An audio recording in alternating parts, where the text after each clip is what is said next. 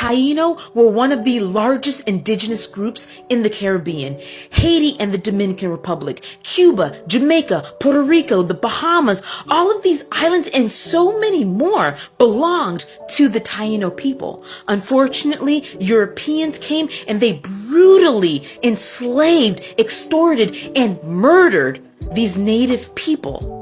However, the Taino are still with us today. Not just their culture and their language, but the Taino people are still with us. A 1565 census showed that there were only 200 Taino people living in Hispaniola, modern-day Haiti and the Dominican Republic.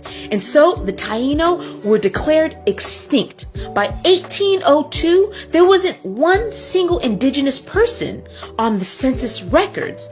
But the Taino people weren't really extinct. Some natives survived because they ran off and they hid in the mountains. They formed vibrant communities there.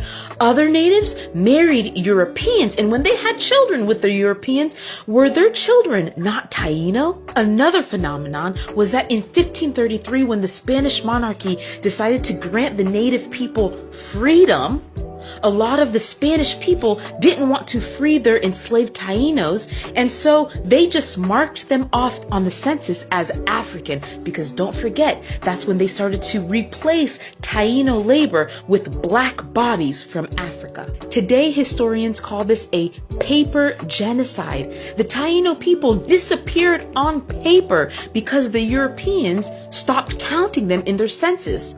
But the culture, the history, the identity of the Taino people persisted. Today, many of the Taino people are mixed with Spanish, African, and other cultural groups, but they are still fighting to have their ancestry recognized. In 2018, researchers compared the DNA from a 1,000-year-old tooth found in the Bahamas to the DNA of Puerto Ricans, and they found that 61% of Puerto Ricans carried the Native American mitochondrial DNA.